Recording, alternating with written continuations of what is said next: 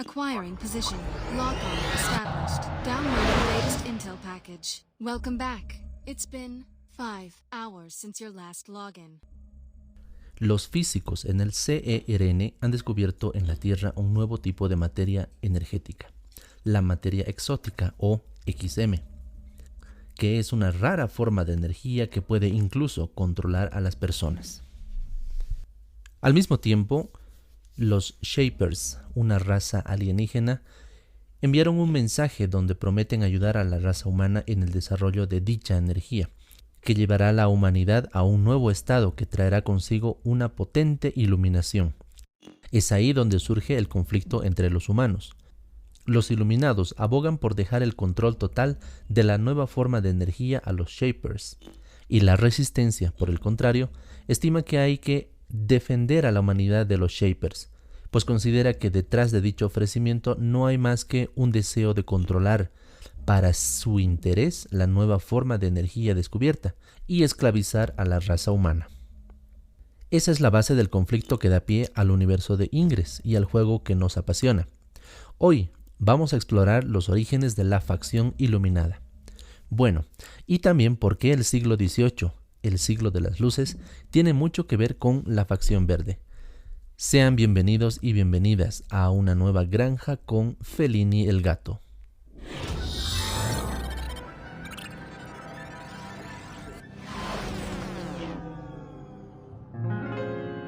Una mañana de domingo, un arqueólogo aficionado llamado Marcelino y su hija María de 5 años visitaron una cueva en la localidad de Santillana, al norte de España.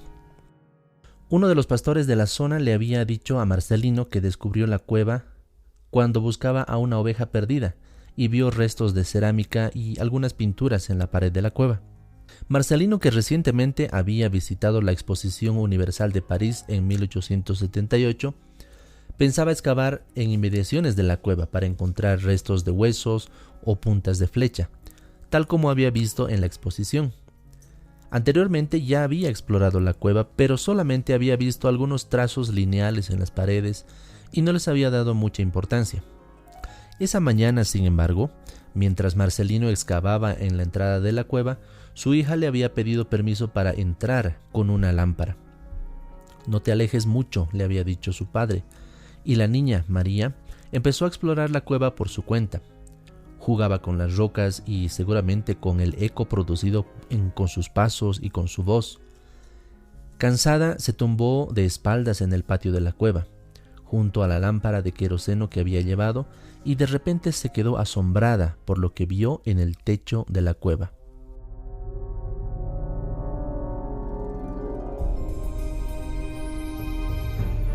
Segundos después, le dijo a su padre: «Mira, papá, bueyes».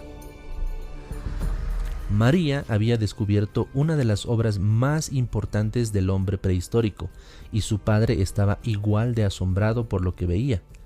Decenas de dibujos de animales salvajes, bisontes, ciervos, caballos y cazadores humanos, estaban representados en el techo de la cueva con colores rojos, ocres y amarillos, que se revelaban al mundo nuevamente luego de más de 13.000 años. Solamente porque una niña vio la cueva con una perspectiva diferente y con la ayuda de la iluminación de una lámpara.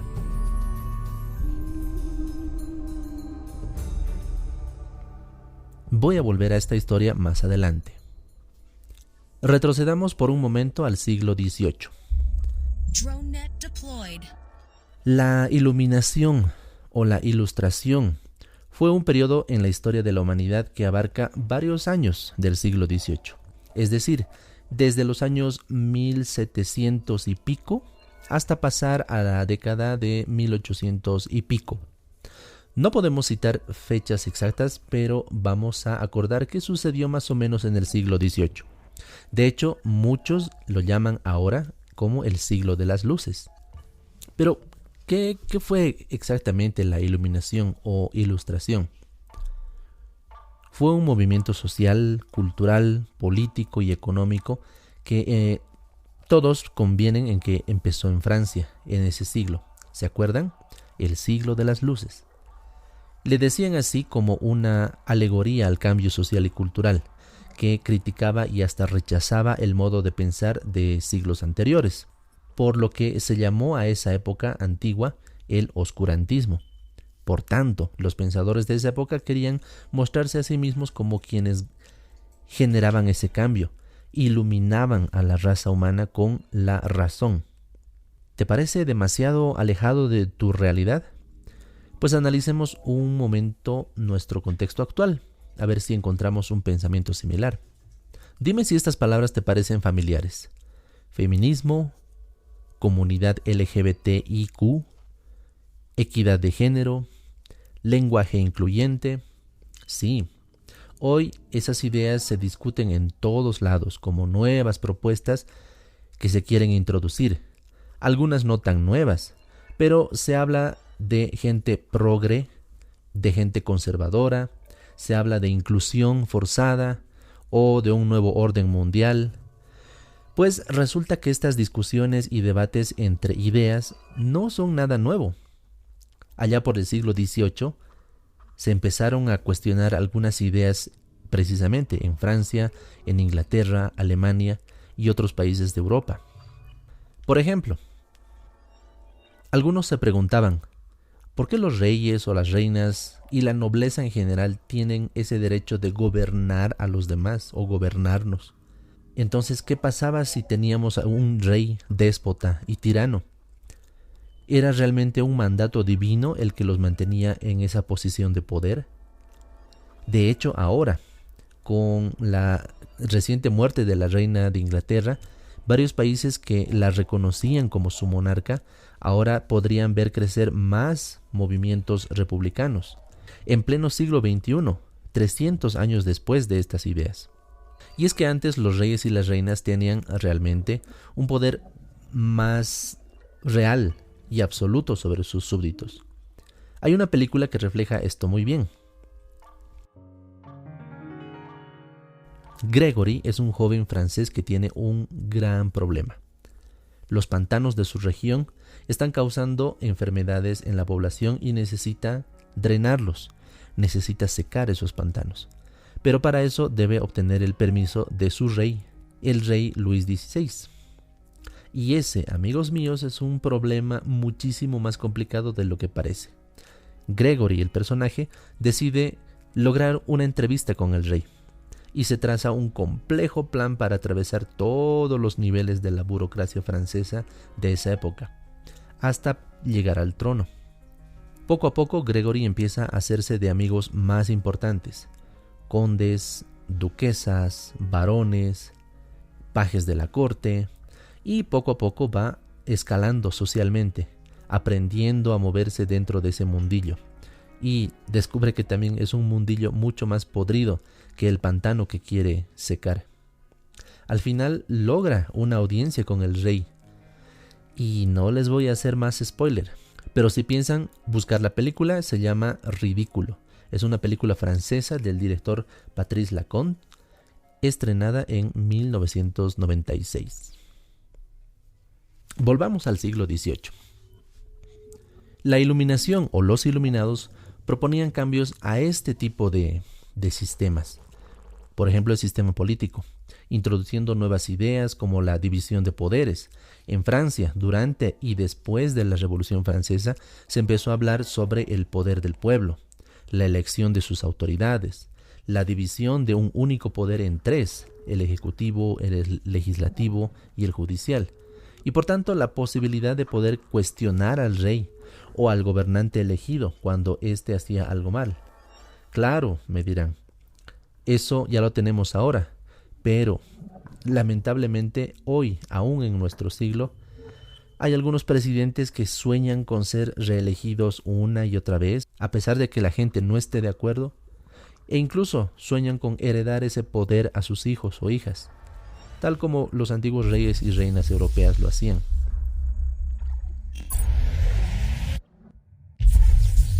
XM reserves 98%.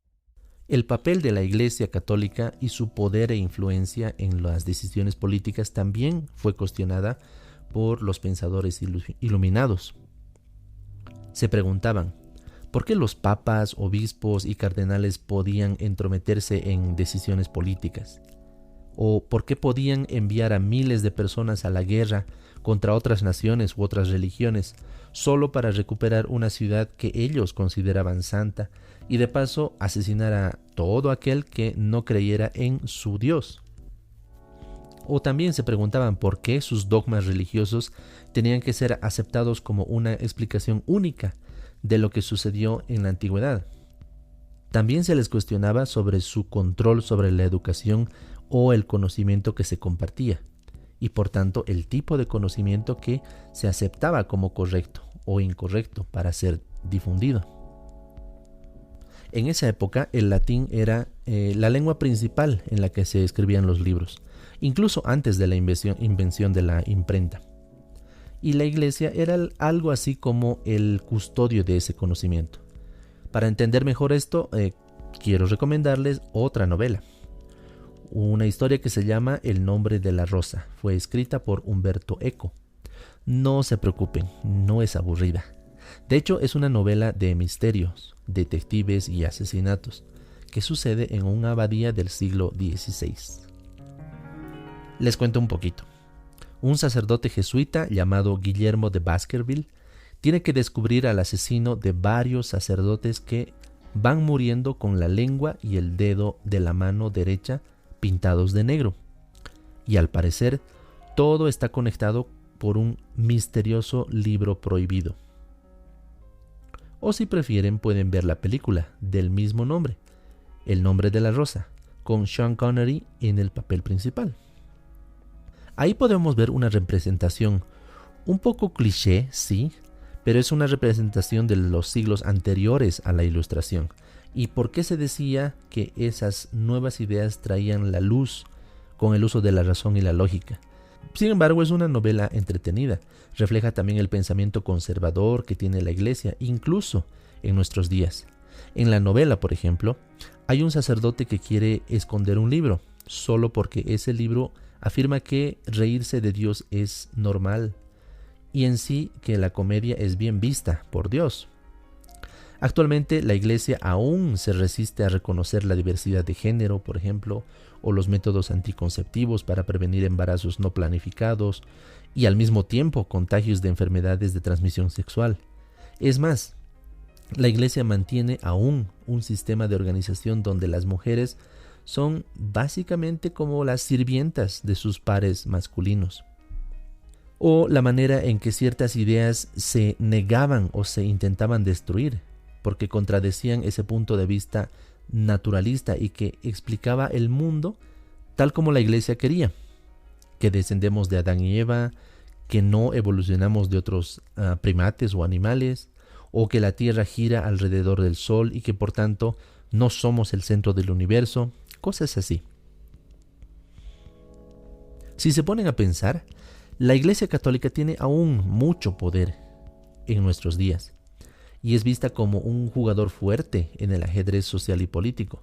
¿Por qué si no creen que aún se convoca a la Iglesia como mediadora, entre comillas, cuando hay algún conflicto social entre el pueblo y el gobierno? Afortunadamente, pero también se cuestionan con más fuerza a la Iglesia Católica por todos los crímenes que cometen varios de sus miembros contra niños, niñas y mujeres dentro de sus muros. Entonces ese poder omnipresente va perdiendo fuerza.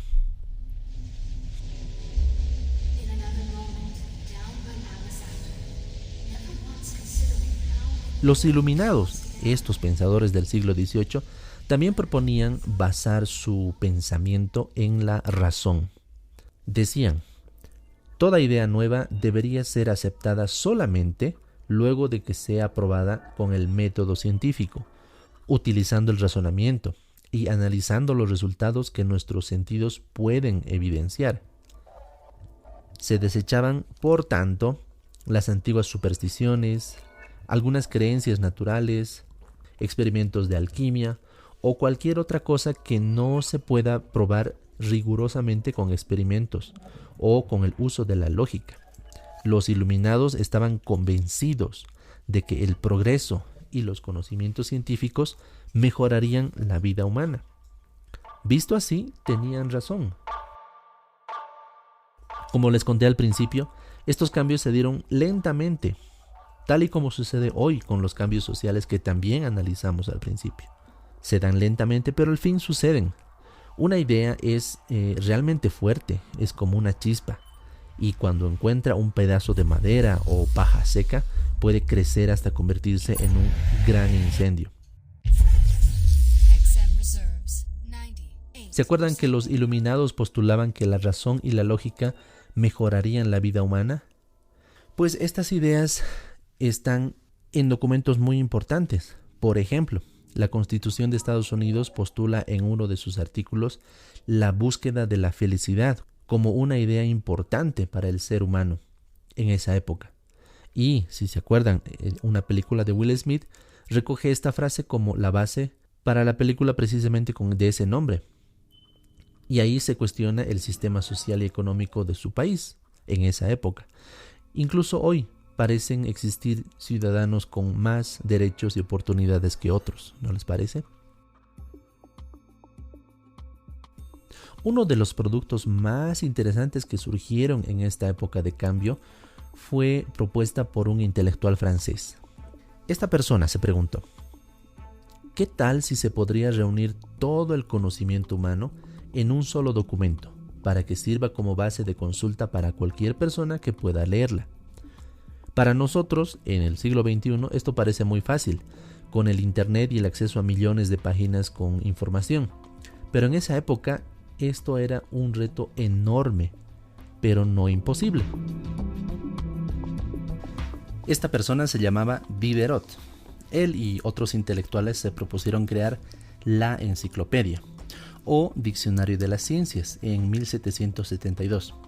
Este era básicamente un documento que recopilaba toda la información sobre el conocimiento humano, desde la forma en que se tiñe una tela hasta la clasificación de los mamíferos, por ejemplo.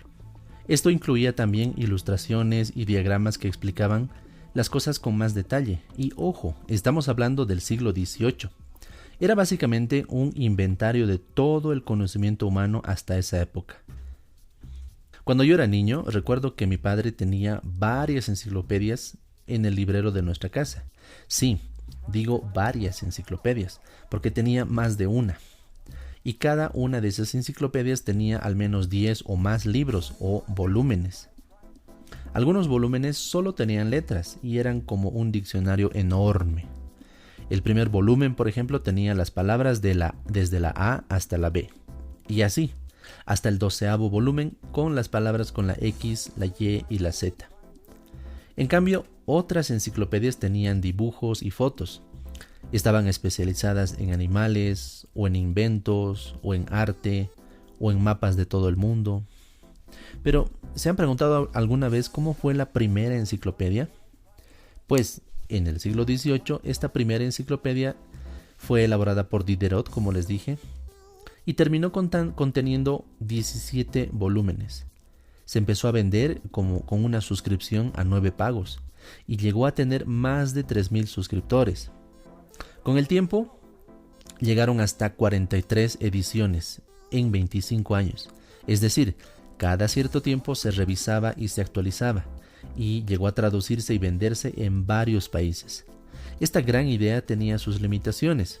Por ejemplo, en esa época el 70% de la población era analfabeta, pero a pesar de eso fue una propuesta audaz para su tiempo. Tal vez por eso la enciclopedia estuvo prohibida por el rey, argumentando que propagaba el materialismo, alentaba a destruir la religión y facilitar la corrupción de la moral. Esas eran las razones del rey para prohibir su venta. ¿Se imaginan? Típico, cuando a un gobernante no le gusta que cuestionemos sus métodos, prohíbe, condena y persigue a esa facción. No le gusta tener una oposición. ¿Se les hace conocida esa acción? 3 siglos después, ya son pocos los hogares que tienen un librero en casa, y mucho menos una colección de enciclopedias. Escríbeme si tú tienes alguna todavía. Pero ahora la gran mayoría tenemos acceso a internet y acceso a un proyecto igual de audaz, la Wikipedia. La Wikipedia es un proyecto independiente, es decir, no recibe financiamiento de ninguna empresa o de ningún gobierno, y así se asegura de ser imparcial con la información que brinda. Está además administrada por miles de personas. Todos son voluntarios y provienen de todas partes del mundo. Vigilan que la información que se comparta sea verídica, editando, revisando, borrando y aumentando información cada día. Por tanto, esto crece y crece y crece ad infinitum. Si esta idea no los maravilla lo suficiente, quiero contarles sobre otra enciclopedia, otra idea igual de enorme, y se llama la Enciclopedia Galáctica. ¿Eso existe?, te preguntarás. ¿Y de qué habla? Pues no habla de galaxias ni de supernovas. La Enciclopedia Galáctica se menciona en una novela de ciencia ficción. Su autor, Isaac Asimov, escribió en los años 60 del siglo pasado una serie de 7 novelas, donde relata la cima y la caída de un imperio galáctico. Sí, un imperio que abarca a toda la galaxia, algo similar a la Guerra de las Galaxias o a Duna. Esta novela se llama Fundación, y en este caso Isaac Asimov relata una historia donde la humanidad se ha expandido por miles de planetas alrededor de la galaxia, y uno de esos mundos, ubicado en el centro de la galaxia, se llama Trantor. Trantor es la sede del emperador, un ser humano que está a cargo de todo el imperio galáctico, miles de millones de seres humanos que viven en miles de planetas. La historia relata cómo un matemático especializado en la estadística y la psicología humana inventa una nueva ciencia y la llama la psicohistoria, que mediante fórmulas estadísticas puede predecir el desarrollo futuro del imperio. Algo así como, digamos, predecir el futuro pero con matemática. Y predice la caída de ese imperio galáctico dentro de un siglo. En 100 años, dice. Este imperio, que ya había durado miles, sería solo un vago recuerdo. También predice que le seguirá un milenio de oscurantismo, donde todo el conocimiento humano se perderá, por lo que propone la recopilación de ese conocimiento en una enciclopedia galáctica, tal como había hecho Diderot en el siglo XVIII. Así empieza la historia de la Fundación. Y no puedo contarles más porque sería un tremendo spoiler. Pero si les gusta, sí les recomiendo leer los libros. Son 7 libros. O también pueden ver la versión de televisión. Salió hace poco en Apple TV Plus, si es que tienen acceso a esta plataforma.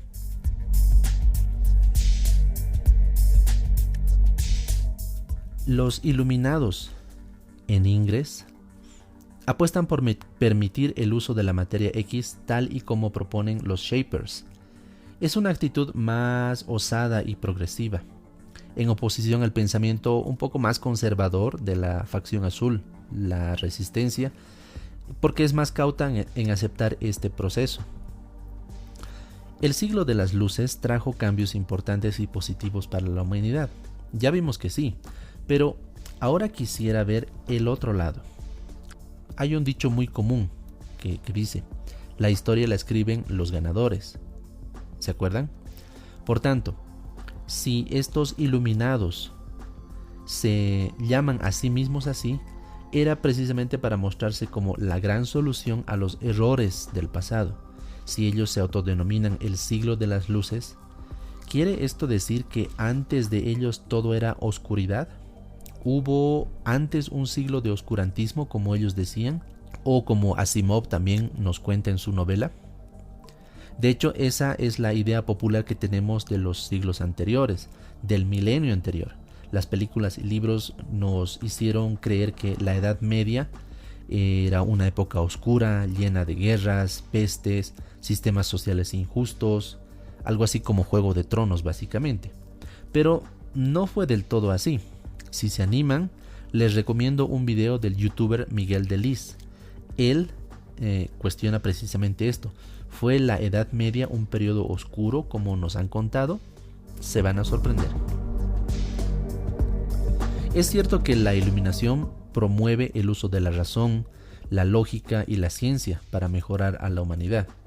Pero a veces esto obligaba a negar o minimizar otras formas de entender la vida, otras formas de interpretar nuestra realidad, otras cosmovisiones, si se quiere. Por ejemplo, sería fácil calificar de brujería a las prácticas ancestrales de mujeres curanderas que existían, o tal vez se negaron otros conceptos que no se podían explicar razonablemente o no parecían tener lógica. De hecho, incluso ahora, la psicología y la psiquiatría son todavía cuestionadas por algunos de sus métodos o teorías que no encajan en una visión lógica del cerebro humano. Como ven, esta pelea sigue y sigue. Y es ahora cuando vuelvo al relato del principio. ¿Se acuerdan? El arqueólogo aficionado Marcelino y su hija habían descubierto las pinturas rupestres en Altamira, hoy mundialmente famosas y conocidas como la Capilla Sixtina del arte rupestre por su belleza. Pues resulta que Marcelino se apresuró a presentar ese descubrimiento ante la comunidad científica con el apoyo incluso de la Universidad de Madrid. Sin embargo, muchos paleontólogos y expertos en estudios prehistóricos se mostraron escépticos y conservadores sobre el nuevo descubrimiento por parte de un aficionado, entre comillas. Y cito aquí una entrada de Wikipedia sobre este tema. La novedad del descubrimiento era tan sorprendente que provocó la lógica desconfianza de los estudiosos. Se llegó a sugerir que el propio Marcelino debió pintarlas entre las dos visitas que realizó a las cavernas, negando así su origen paleolítico, o incluso atribuyendo la obra a un pintor francés que había sido alojado en casa del guía de la cueva. Aunque la mayor parte de los expertos franceses consideraban a Marcelino como uno de los engañados. El realismo de sus escenas provocó al principio un debate en torno a su autenticidad.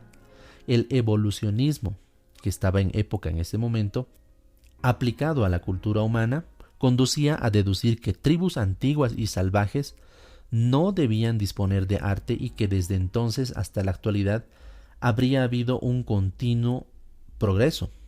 Por lógica, según estos conservadores, por lógica, si el arte es símbolo de civilización, debería haber aparecido en las últimas etapas humanas y no en pueblos salvajes de la edad de piedra. Vuelvo. La oposición fue tal que el pobre Marcelino falleció en 1888 sin poder probar la autenticidad de sus descubrimientos o sin que le reconozcan esa autenticidad. Solo porque otros científicos más respetados no veían lógico ese tipo de arte en pueblos prehistóricos. Si les interesa, les tengo otra recomendación. Existe una película llamada Altamira, con Antonio Banderas interpretando a Marcelino, donde incluso se insinúa una oposición de la Iglesia Católica, porque el descubrimiento de las pinturas y la teoría de Marcelino se oponía a la versión bíblica de Adán y Eva. No me sorprendería. ¿A dónde quiero llegar con esto? El ser humano y su intelecto pueden que sean la mayor maravilla evolutiva que haya surgido en nuestro planeta y en el universo hasta donde sabemos. Y la lógica, la ciencia, la razón juegan por supuesto un papel que no podemos negar en esta evolución. Pero esto no debe orillarnos a ver otras formas de entender nuestro entorno como equivocadas, erróneas o menos válidas, porque esto solo nos encerraría en una prisión de conservadurismo.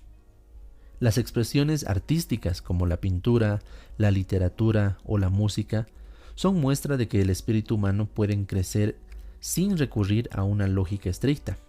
Por ejemplo, el cubismo o la pintura surrealista, el realismo mágico en la literatura latinoamericana, el jazz afroamericano son muestras de esa rebeldía, también propias del ser humano.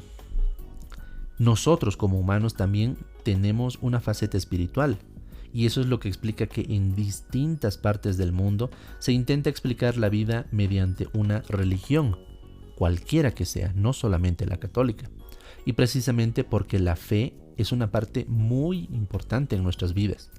y otros intentan hacer esa misma explicación mediante la filosofía.